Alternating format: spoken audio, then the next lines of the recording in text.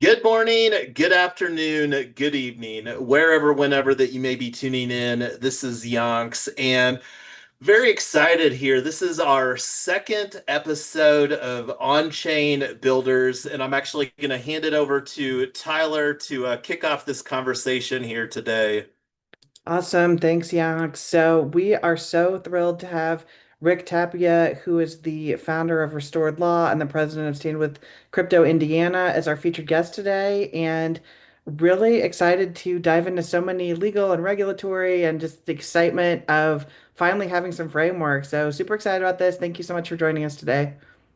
Great. Yeah. Thank you so much for having me. Looking forward to a great conversation. Awesome. So let's start off with your story and your journey. What first got you excited about crypto law? How has your legal career evolved as the industry has grown up? Yeah, so it's really interesting. So, I really kind of saw back in 2016, crypto pushing really kind of the edges of finance and law and realized that there was going to be a need for practitioners who not only understood the tech, but understood areas of the law as well, because there was going to be this convergence that, quite frankly, and as we're seeing today, has really disrupted the way we think about, finance on a global scale. But and obviously now too, it's not just finance. We're seeing it push, for real estate, real world applications, and many other different areas that blockchain technology is disrupting. So, about 10 years ago, I started up a consulting firm that worked with early stage companies. And I had always had law school in the back of my mind. So, to your point, Tyler, fast forward to today, I do run my own practice that specializes in working, with early stage companies that are building in this space. And I couldn't be more excited with the direction where the space is heading and to be a part of it. I love it. So, what really got you motivated to take on an advocacy role with Stand with Crypto, besides what you're doing for your clients already? What were you hoping to learn or get out of it or serve? Where do you see advocacy in law?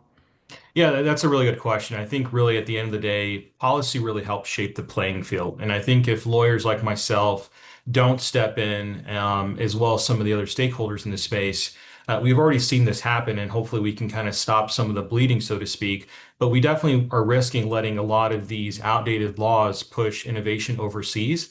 And I Sure. think, at least myself, being somebody that was born here in the US and consider myself somebody, a true American at heart in this respect, that I don't necessarily think it's good business for us or really kind of against the American dream to, push a lot of innovation offshore, right? So I think we've always been this kind of shining beacon, and I think it's an advantageous for us to kind of maintain that as well. Yeah, I agree with you 100%. We're in the race right now. If we don't get ahead of it, then we're gonna lose. It's not just there's no neutral. You're winning or you're losing. So, what are some of the biggest misconceptions that you have when you tell people that you have this crypto specialized legal practice and this is an area of expertise you have? What do people not understand? And what are the biggest misconceptions that people have about that in general? Yeah, that's a really good question. I think a lot of times, we're mistaken for chasing hype, or, attorneys nowadays, get, accused of saying, okay, well, you're just hearing about a new emerging area of practice, so you slap it up on your website, and now you're a crypto lawyer. I think in reality, a lot of attorneys that really do work in this space and that have been in it for a while, it really is, hard legal work, securities, tax, contracts, intellectual property, trademarking, all these other different areas, especially in an area where we're dealing with brand new tech that really kind of affects all of these different areas of the law. And I think myself as a practitioner, that's really what gets you so exciting in the sense that it's not just touching on one particular area of the law, it overlaps in so many different areas. And additionally, you get to also kind of help shape what some of this precedent looks like. So I think in a lot of ways, that's really the exciting part about it. That is so true. And so tell us about your firm and who are the clients that you're best equipped to serve? Who should be looking to you or another crypto lawyer in their state? When should people call you? Yeah, that's a really good question. I think for me, I was a rule of thumb whenever I talk to founders or funds or early stage companies, which is kind of primarily that lane that I work in. You really want to get an attorney involved very early on in the process. And I understand in a lot of ways, sometimes people look at, hiring an attorney as just a big legal bill that, a lot of companies and early stage companies don't have, excuse me, have the payroll for, but it could end up costing you a lot more down the line if you don't lay, the proper legal foundation. I see it happen a lot where founders will end up in disputes down the road. They're not prepared to raise capital because they didn't set up their company the right way. There's a dispute between themselves and another party over a trademark or a copyright. So there's a lot of things that you want to certainly address early on so you don't end up paying a bigger price tag down the road. Yeah, that's so true. I've actually seen people either think that crypto is all anon and so they don't have to follow any laws, or they sort of slap stuff together because they don't realize these are real companies with real liabilities that need to be addressed. So that's super important. Let's talk about Indiana for a minute. So what do you think about Indiana's stance on crypto in general and in relationship to other states? And are there any other states that you really love or you really hate the way that they're doing things that you want to move Indiana toward or against? Yeah, so if you kind of look at really kind of the state regulatory roadmap for crypto, and you kind of think of it as kind of like a baseball diamond. There's certainly some states that are closer to third base, some that are on second, some that are on first. For Indiana specifically, we definitely are on first base right now, so we're definitely taking a cautious but curious approach. We're certainly not like Wyoming in that respect yet, but momentum is definitely building, and I think that's really why advocacy matters and some of the work that we're doing, at Staying with Crypto is so important. In terms of, like states that I really kind of have an affinity for, that are really kind of, I think kind of the North Star, if you will, is definitely Wyoming, right? I think with the amount of laws and their thoughtful approach to regulation, in a way that also still definitely protects consumers is definitely, I think, a blueprint that I think a lot of other states are following and should look to. Florida is also another good one as well, especially with their approaches to, sandboxing. So I think those are kind of really two marquee states to look at. And on the flip side, I think a lot of people understand, when I say this, that New York, especially with the bit license regime, is really something that is still very cumbersome. I think, the Department of Financial Services in New York has, I think, heard a lot of the outcry from local crypto advocates over the years, and certainly as some of the political regime, both at the federal and state level, is kind of shifting a little bit. There is more conversations for helping kind of turn New York around a little bit, but there's still more work to be done there, especially on the advocacy side. Do you see your role as really influencing state legislators, county commissioners, zoning boards about data centers and different things that are more geographically in Indiana, or do you see your role as more of influencing your congressional delegation or some of both? Kind of which legislators do you feel most equipped to influence, and where do you think you're going to have the biggest impact? Yeah, I mean, I would say as a rule of thumb, and not speaking so much for myself personally, but I think one of the misnomers is that people think that, hey, I live in a maybe a small rural town in whatever state that I live in, and my state legislator or my federal legislator is not going to care about crypto. I think that perception is definitely shifting, right? And I think now that we've engaged a lot of these lawmakers, both at the federal and state levels over the past couple of years, especially more recently, we've definitely seen a lot more of an appetite for conversation, and also helping kind of shape what some of this legislation could look like. In addition, just actually, lawmakers just being more open from an educational perspective. I think even as early as 18 months ago, a lot of these legislators were not really open to conversation. Certainly more legislators on one particular side of the aisle, excuse me, were a little bit more open over time, but we're now starting to see it shift to be kind of more of a bipartisan approach, where both sides of the aisle are definitely interested in learning more about crypto and how they can help shape the future of it. Yeah, I agree with you on the bipartisan issue. It's also really interesting to see some of the levels of expertise in some of these offices. I had an opportunity to meet with a U.S. Senator's digital asset coordinator. It was really interesting that that role existed in his office. And these people were very knowledgeable and really on top of some of this stuff. I think 5 years ago that they wouldn't have had that role at all. And if they did, it would have been some 19-year-old kid who earned some Bitcoin in a video game, not somebody who was a player. So that was interesting. No, I definitely would agree. And I think just to kind of add on to that point, we'll talk maybe about this at some other point, but when we think about even kind of the level of education from our state regulators to our federal regulators, it's been kind of a misnomer for years that people think, oh, well, the SEC and their staff don't really understand the technology, or over at the CFTC, they don't understand the tech. The reality is, and I base this on firsthand experience and conversations, a lot of the staff within these agencies have understood blockchain technology really for a long time. And I think in a lot of ways, funny enough, they understand it better than some people who have been building and even on the technical developer side of things. But to that point, I think the reason why we haven't seen a lot of headway is because I think a lot of partisan politics has played a big role, especially the past couple of years that are now kind of now opening the window a little bit for some of these conversations to take hold. But make no mistake, I think a lot of our regulators understand the tech more than people realize, but we still have a lot of work to do to help move that ball forward. Sure.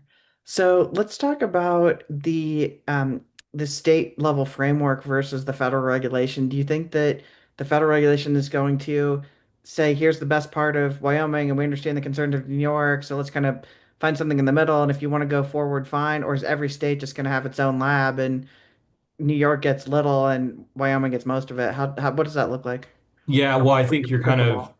yeah, that's really good. I think you're kind of touching on kind of what I've been kind of hearing grumblings around when I talk with, some of the other chapter presidents, here with staying with crypto is that there is starting to kind of be this crypto arms race, right? Because while we do have some federal frameworks in place and not necessarily kind of some of the bigger pieces that we're also kind of looking for, I definitely think we're starting to kind of realize that there is going to be a race amongst the states to put better protections in place. And I think a good example, and I can kind of touch on this a little bit more in depth, is here in the Midwest, right? We for years, outside of just the crypto space, there's always been this discussion around the collective brain drain that happens from a lot of these universities here in the Midwest. Here in Indiana, we have some pretty good notable schools, especially on the engineering side of things with Purdue University, for instance.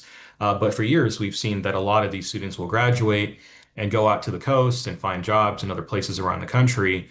And I think what we're starting to realize is in order to incentivize, I think, a lot of these students to stay within the state, as well as the companies that they work for to build here, we need to start adapting, different regulatory frameworks that incentivize them to stay here. And what that looks like in practice, we're still obviously kind of fleshing out the details. But when you think about emerging tech like crypto in this sense and blockchain technology, there's an opportunity there to kind of get out in front and say, hey, look, if you want to build here, here in the Midwest or in Indiana, or Ohio, or whatever state it is, there's an opportunity here because of our friendly regulations, and we want to invite you guys to come in and have a conversation and build here.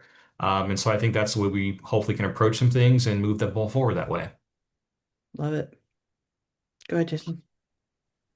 Well, and I thought that this would be a good opportunity to see if there's been any sorts of conversations around uniform laws. And I'm glad that you mentioned Wyoming. Tyler and I are the co-founders of a DAO LLC that we just rebooted here last month into from a DAO LLC in Wyoming to utilize their decentralized, unincorporated nonprofit association. And one of the observations that we've made, I self identify as a Taoist, but we're actually leaning more towards an on chain cooperative and talking about uniform laws.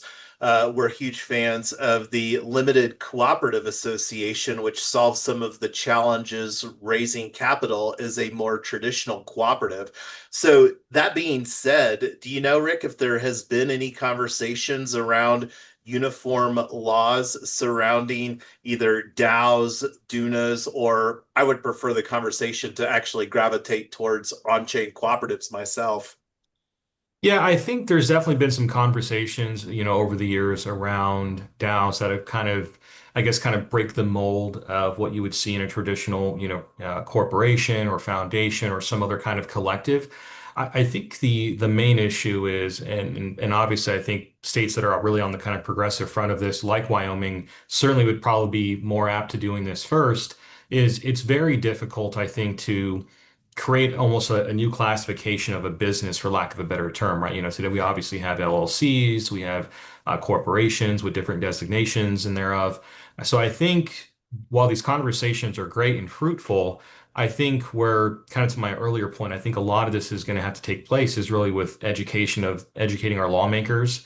So, when we're kind of thinking about this again, kind of in the baseball analogy, getting to kind of first base of, defining what digital assets are and kind of some of these foundational points before we kind of look to saying, okay, let's see how we can now take this technology and integrate it into existing regimes, especially on kind of business side of things, and kind of shape and turn that as well. But to your point, I think there's a lot of discussion around it. But to be honest, I think we're a little ways away from that, being codified at some point, but nonetheless is a good conversation to have. Yeah, absolutely. So, where do you feel like the balance is between consumer protection and innovation? So, one of the challenges I hear people saying is, well, what if grandma gets her seed phrase compromised, or what if somebody gets social engineered, or people don't know that you can't send Bitcoin to an ETH wallet and whatnot. How do you balance wanting to have some of the safeguards that people are used to in traditional finance and really not wanting to strangle the industry by making them comply with all of those safeguards? What's the balance?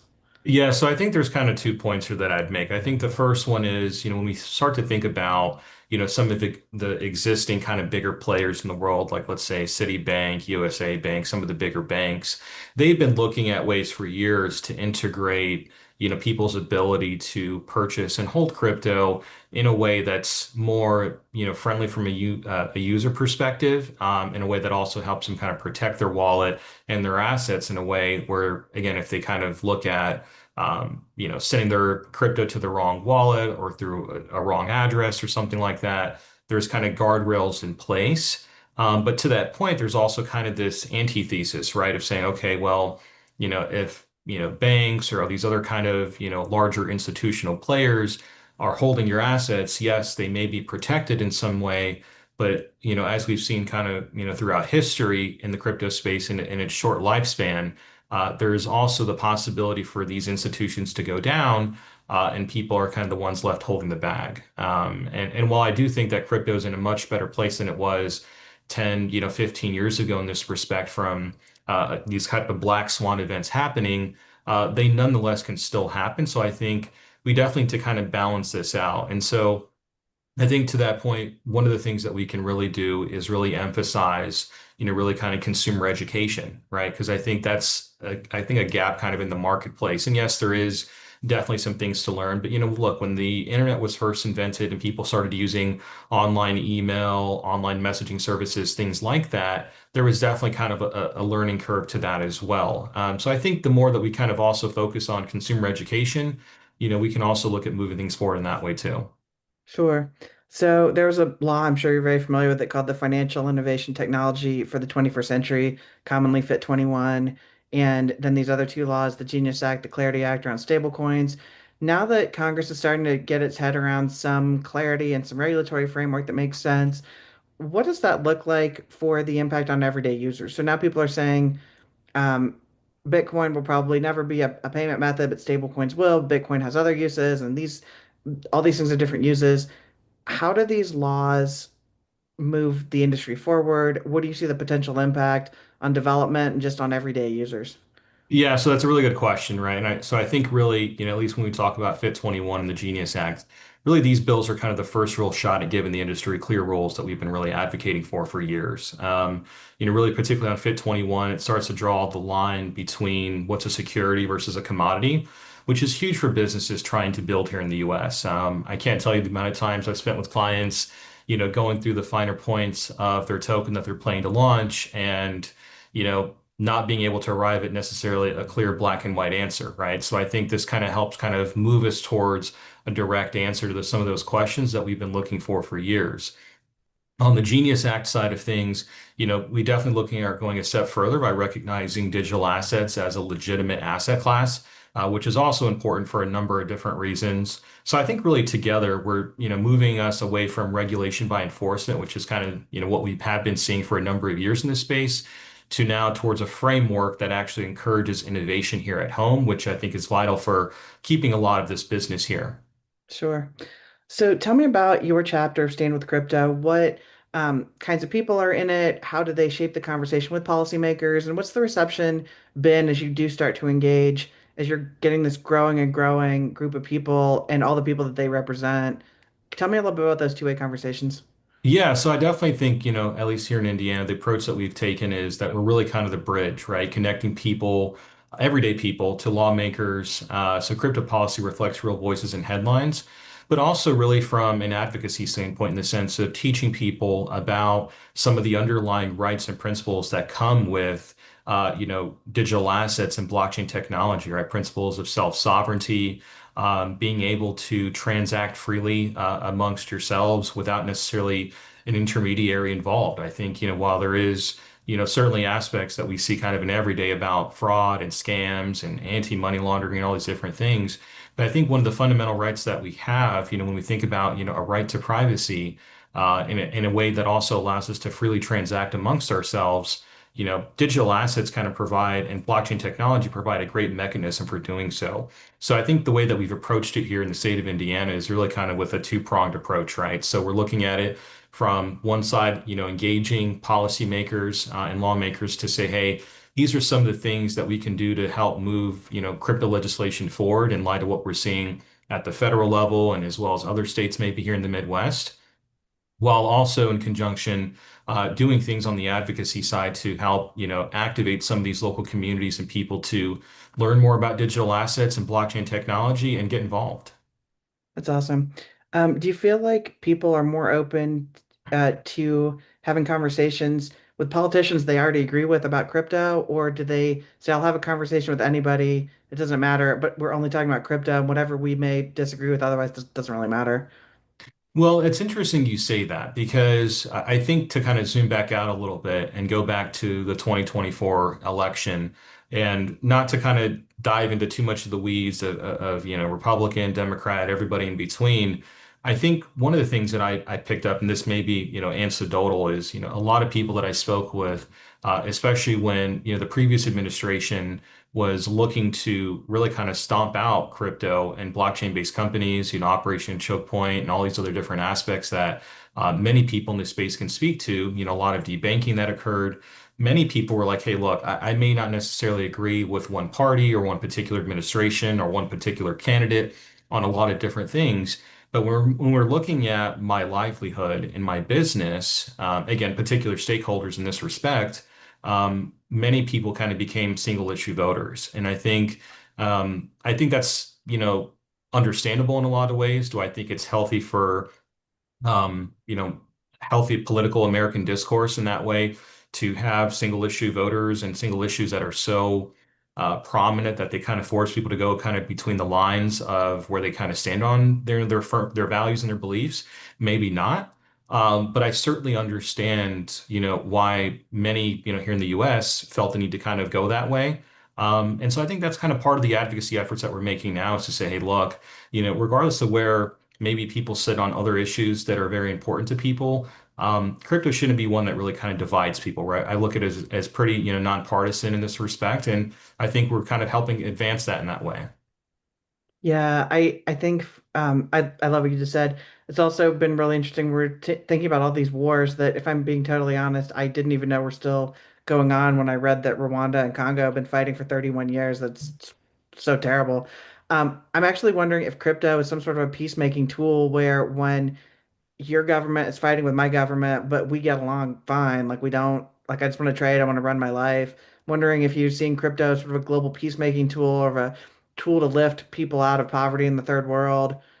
Where do you see the little ripple effect if you're doing something in Indiana that could affect people in dire poverty on other continents? What does that look like for you from a legacy standpoint of thinking what global impact what you're doing could have? Yeah, that's a really good question, right? I mean, I think sometimes it's really easy to say, the work that we're doing here may not necessarily affect things going on a global scale, but I think you never know the level of inspiration that you'll be able to have and mark that you have on somebody that could go out directly into these different parts of the world or that are already directly connected to it, right? I spoke to a young gentleman a couple of months ago that had some family back home in a country in Africa, and he was like, hey, I just am now starting to learn about crypto and ways that I can send money back home and do all these different things and maybe kind of help my local community that's back there. So I had a good conversation with him, just learning about his background, his family, how to think about crypto, what are some maybe different things to look at, platforms, things like that. And he sent me a text just the other day saying, hey, the conversation you had with me was very impactful. And I'm, talking with my family back home in Africa about it. And I just want to say thank you for that. And so I think, even just one conversation with somebody like that, where, you could have an impact on them or their family somewhere else, is I think why we're doing what we're doing. Yeah, that's huge. I actually read a stat, this is a couple years old, but they said there's 700 million people in the world who don't have access to banks, but they do have access to internet, cell phones, or some sort of internet access. And I thought, man, just think about how different your life would look if you didn't have access to banking. No checks, no credit cards, no electronic payment, no Zelle, no Venmo, no, like the things that you use to run your life, you don't have that. So how do you interact with your world when you can't pay for anything in some reasonable way? So it's just sort of a very interesting thing. Jason, are you still there if you want to talk about the new American dream at all?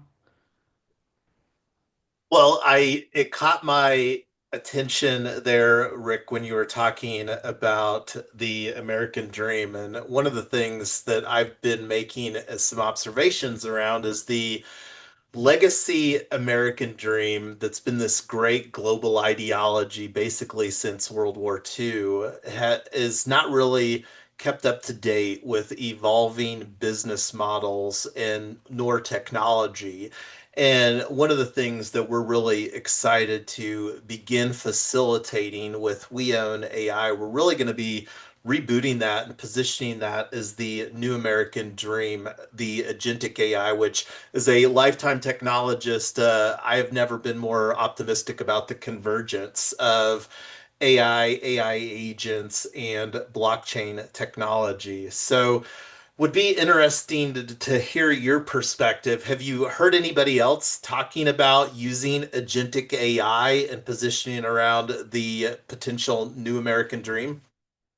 Yeah, that's a really good question. And I think, while I will say is it's interesting because when you talk to everyday folk that maybe just are learning about, AI for the first time or kind of are seeing different things, I think as you kind of have some initial conversation with people, and again, this might just be, anecdotal, is you see people that are a little bit trepidatious, right, about where the future of AI could go. And I think to your point, I think, there is going to be some guardrails needed and that are already going to be in place. And I do like to believe in humanity in the sense that we're not going to necessarily get to the point where we end up in a scenario for, I'm kind of laughing about it in a sense, but like in Terminator with Skynet, right? Because I think a lot of people are scared and fearful of that possibly happening, but I think we're a long ways away from that point. But I definitely think there needs to be some guardrails in place, around AI and the agents and I think there's definitely some steps that we need to take, but I think as a whole, if we kind of go about things in a thoughtful and pragmatic way, AI can definitely be a betterment for humanity as a whole. Sure. So we've talked a lot about the crypto industry. Let's talk a little bit about the legal industry. What advice would you give to your attorney colleagues who say, you know what, I'm focusing on, or I'm really in real estate, or I'm a tax lawyer, or I'm a whatever kind of lawyer. And do you encourage them to think through crypto to add to their practice, or do you really look for people that are way into it already and kind of help guide them? Or where do you see the intersection of people who aren't necessarily crypto forward lawyers right now, but you think that they should be, or what does that look like? Yeah, I definitely think it's going to be something that, kind of like we talked about earlier, kind of with the advent of the internet, right? And instant messaging and email and all these other kind of different ways that kind of shifted the paradigm in the way that we thought about things and we communicated with one another and how all these different aspects kind of, worked in conjunction together. I think a lot of practitioners or and judges too and legislators as a whole are going to have to just learn at least some level baselines around digital assets and blockchain technology, right? If you're a tax attorney, there's a good chance at some point you're going to end up having a client that, holds digital assets, has sold them or bought them over the past however long. And you're going to need to kind of understand what existing regulatory frameworks are there and how to kind of approach that. Likewise, if you're a family lawyer and you're dealing with divorce and one of the parties that are getting divorced held a number of digital assets, you're going to need to kind of understand some aspects around that as you kind of navigate that. So I think there's definitely needs to be kind of I guess kind of a bringing up of the baseline here, so to speak. But I think as a whole, I would say a lot of specialists are certainly kind of holding a lot of the business right now. But I think as we kind of go along, as more knowledge kind of filters out to every other area of practice, we'll see that kind of rise up as well. Sure. And I just wanted to chime in here real quick because it seems like education has been a recurring theme. And I know, and I'd be surprised if there's any state here out of all 50 states in the US that doesn't have some sort of continuing education requirement for legal professionals. Is there a great digital assets course that can check that box for legal professionals that want to elevate their knowledge base on this topic? Yeah, that's a really good question. I mean, there certainly is continuing legal education responsibilities for attorneys, here in the U.S. So, to that point, there certainly is some CLEs that get put on in different states by different bar associations and different groups, for attorneys and practitioners to learn more about digital assets and how it kind of maybe affects their practice and whatnot. In terms of, a particular course that I would recommend. There's honestly a slew of them. There's not one that I particularly recommend one over the other. I think if practitioners are interested in learning more, I think what I would first look to maybe their state bar associations to see if there is, any collateral materials that they've already put out. If not, there certainly is a lot of other resources. There's a number of policy organizations and trade associations that are involved in working with a lot of attorneys in this space. For instance, the Digital Chamber is a pretty solid one that I've done some work with before in the past, and they're really great. And yeah, I definitely would recommend it, if you're a practitioner or running a business that's working this space to look at them as well. But yeah, I mean, I definitely think there's a lot of good resources out there, but definitely think it's important for these attorneys to learn about it in that respect. Sure. So when you're thinking through the attorneys that you know, what skill set do you feel like is most transferable into blockchain and crypto? What do lawyers who are not in this space but could be and probably should be, what do they already know that they don't know that they already know? If that makes sense. No, it's a great question. I think really the willingness to continue to be a lifelong learner, right? And to be adaptable, because in this space, there's precedent occurring that changes the way that you kind of approach things with your clients on a seemingly day-to-day basis. And while, we're going to eventually start to get to a point where a lot of these frameworks are codified and there's kind of a clear path to follow in many respects. There's going to be no shortage of court precedents and other things that are going to be continually changing that if you're going to be in this space, you have to be willing to kind of constantly adapt and learn with. Sure. So let's talk about a little bit of risk, security, compliance mitigation. What do you think the biggest legal risks are that crypto founders underestimate or they're not aware of when they're starting a new project that is just going to slam their hand in the door at some point and they don't know it? Yeah, man, that's a loaded one. Because when you think about a lot of projects, right, that want to launch out a token, like let's just kind of start with that baseline.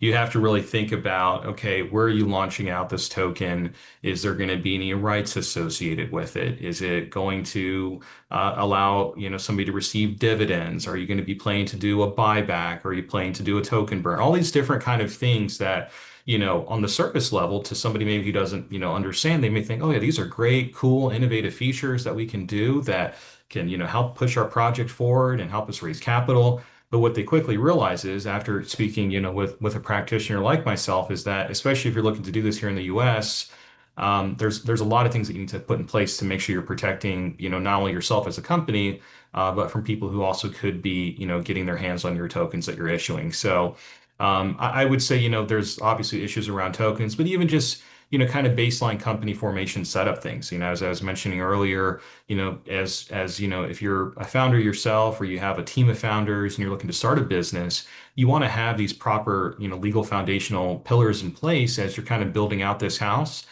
So that way, as it gets bigger and bigger, it doesn't collapse on itself down the road, and then you're really paying the price. Sure. Yeah, that's great advice. So there's a lot of scams, there's a lot of fraud out there. I mean, obviously FTX and some of the huge ones that have been in the news, but there's just a lot of just garbage out there. How do you teach your clients and your chapter members to start thinking through distinguishing good projects from bad, scams from legitimate projects? How do you teach people or teach them how to think through good projects and good actors from bad projects and bad actors? It kind of goes back to the age-old adage, right? If it's too good to be true, it usually is. I True. think if a lot of projects are promising to take you to the moon, a lot of times they won't get off the ground. Does this So mean I'm not getting a Lambo? no, no Lambos for everybody. But I think, if you look at just kind of looking at projects that really kind of speak to maybe a message that you have for yourself or a thesis that aligns with kind of the way you look at the world and different things. And I think also too, as we kind of were talking about earlier, I think the education level of even just the everyday investor is rising to the point where, you are seeing a lot less people fall victim to scams. Not to say that it still doesn't happen.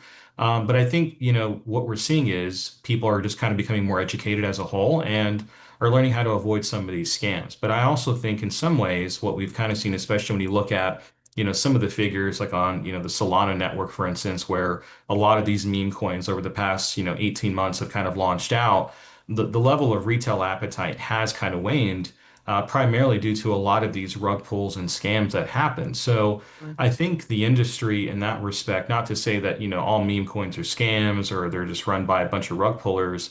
I think the industry still needs to kind of mature in that way to where, hey, if somebody wants to, launch out a good meme coin or do something like that, I think there's kind of maybe some ways to do that and allow people to maybe participate in some ways within the confines of the law in certain areas. But I think the space needs to kind of mature so that way we have kind of less of those happening. Sure. Yeah, it's actually really interesting you brought up the industry maturing. Our podcast guest tomorrow is Annalise Osborne, who's the author of From Hoodies to Suits, and her book, it's a fascinating book. It's talking about how it's not just a bunch of kids in hoodies banging on Red Bulls and coding until 4 in the morning. These are the head of JP Morgan, the head of all these really large financial institutions are taking stances on everything from blockchains, token issuance, coin ETFs, and all of it's really doing that.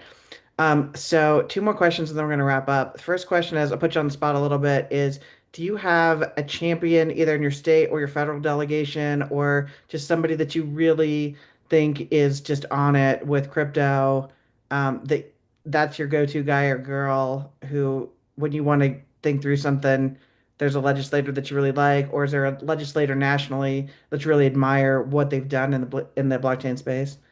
Yeah, so maybe not so much directly a legislator, but I would like to give out a shout out to a couple of people. Especially here in when we think about same with crypto, amongst our chapter presidents.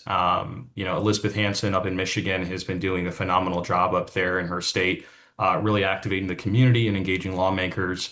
Awesome. And then I'm also very much a very big fan of Caitlin Long. She is She's a good been through the ringer. ringer, yeah, Yep, yep. over the years, being in this space, but she's been a championing a lot of causes for the crypto space, especially up there in Wyoming. And, she's had an immeasurable impact, I think, on the space. And there's also a lot of great other practitioners and lawyers in the space too. Some that, certainly are not probably out there in the headlines and social media and things like that, also kind of fighting that good fight. There's certainly, lawmakers in different states. Too many to probably name right now all on one sitting, but those are a couple of people that I think are really kind of making an impact, and there's definitely more people working on it, and hopefully more to come. So exciting. So, okay, before we wrap up, tell people how they can connect with you around legal issues, how they can get involved with Stand with Crypto. Yeah, absolutely. So, connect with me. I'm on X. I'm on LinkedIn. So just, you can look up Rick Tapia on Twitter. I'm at RTech Lawyer. I'm on Telegram as well. I have an email at my website as well. If anybody wants to reach out, more than happy to talk, shop, just business, crypto legislation, all the above. It's, something I'm very passionate about and love helping people learn more about. So yeah, I'm always open to a connection. Awesome. And Jason, do you have any closing thoughts before we wrap up? No, looking forward to seeing things unfold there in Indianapolis. And we've got lots of conversations that are unfolding in that portion of the Midwest, but love the all that you're doing there locally to move the conversations forward. So keep up the good fight there, Rick.